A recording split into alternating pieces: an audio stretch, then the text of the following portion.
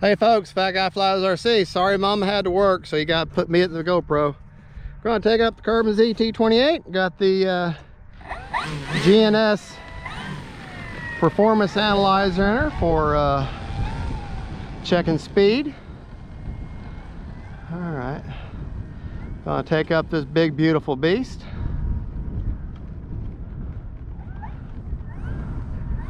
Shooting in 4K this time. I'm gonna see how that does with the footage on the GoPro. All right, here we go. Do not need flaps, taking off into the wind.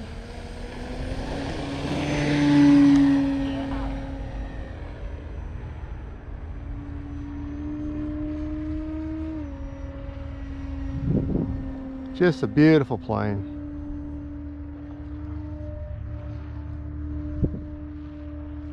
There's where she falls out.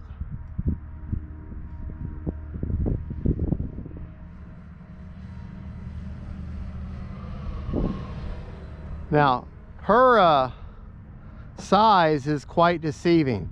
You think, well, she's flying awfully slow. She's moving. She's going a lot faster than you think she is. We'll take her up, flip her.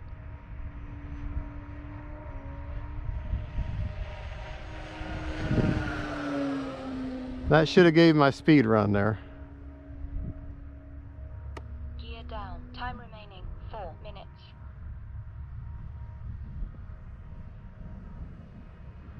Bring my gear, here my gear is all down. And it is.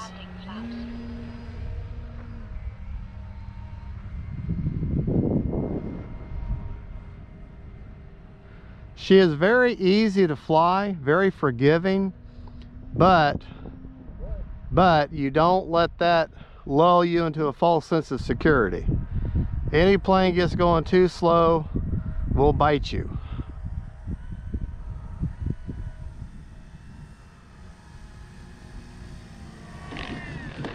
But this one does have an exceptional ability to float in like a boat. You should never float a warbird in like a boat, but sometimes I do with this one. All right, I'm going to do takeoff flaps. Let me make sure my other, okay, it's down. I'm going to go take off with the wind. That's why I'm using takeoff flaps. Gear up. And with a Trojan, I don't care who makes it. Put your gear up and your gear down while you're going straight and true. Time remaining 3. Do not do it while you're going in a curve or at an angle. Because for whatever reason, Trojan gear, just the way they are, they seem to get bound up when you're turning. Every Trojan I've ever had, no matter who made it, would do that. Now the moment I straight up, going straight and not in a curve, no problem. But if I brought it, like if I was putting the gear up right now, or bring the gear down now, it might get bound up. But if I'm going straight like this, not a problem. Landing flaps. Gear down. And I'm really way too far away. Working my rudder a little bit. Rudder, rudder, rudder. Getting her lined up with the runway. Looking at my center line. Getting enough juice to make it to the runway. On my rudder, on my throttle. There you go. Now, this plane does come equipped with reverse thrust, but I cannot think of any reason why you would ever need it. Unless you have a 10-foot runway, I can't imagine why you would need reverse thrust. Now, I am going to be, at some point, as money and time allows, I'm going to swap out the gear with the gear from a Freewing A10 Twin 80.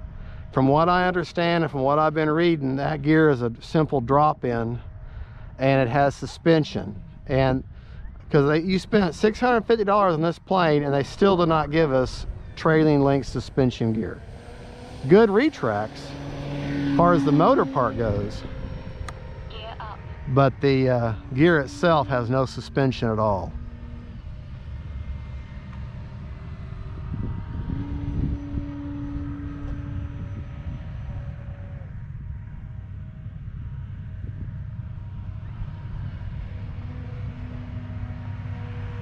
We'll fly inverted, but y'all know I'm not a fan Gear down. of inverted flight. See if we can't do a Flaps up. touch and go here. So I don't have the flaps in.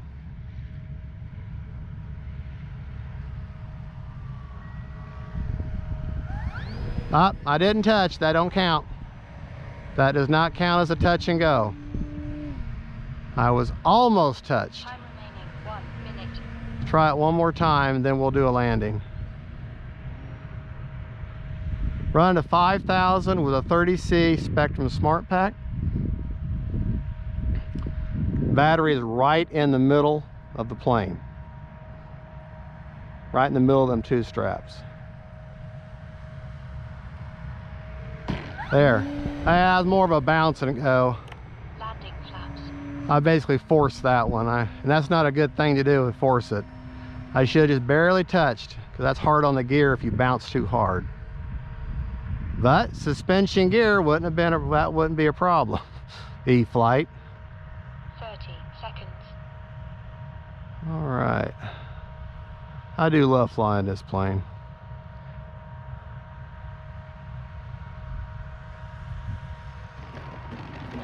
There we go.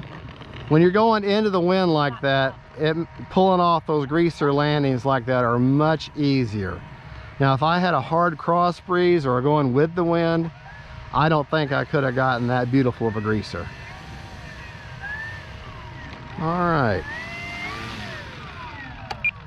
All right, we're still getting readings, so let's see how fast we had. Like I said, it's very deceptive. Okay. Believe it or not, I had that plane going 94 miles an hour. You would not have thought. I've had her up to 98, but I had her up 94 miles an hour. If I had maybe an SMC racing or high powered battery in there, I might get her up over 100, but 94 miles an hour and 284 feet, not bad at all. All right, now I want to show you where you put this battery, and just gives you any 5,000, just gives you perfect CG. And right dead in the middle of the two straps, put it right here, and you're not going to have any problem with CG at all. All right, folks, well, that is the E-FLITE Carbon Z T-28. Great flying plane. I do recommend her. The only drawback is it's got three things wrong with this plane. One, it's 650 bucks, and that's a problem.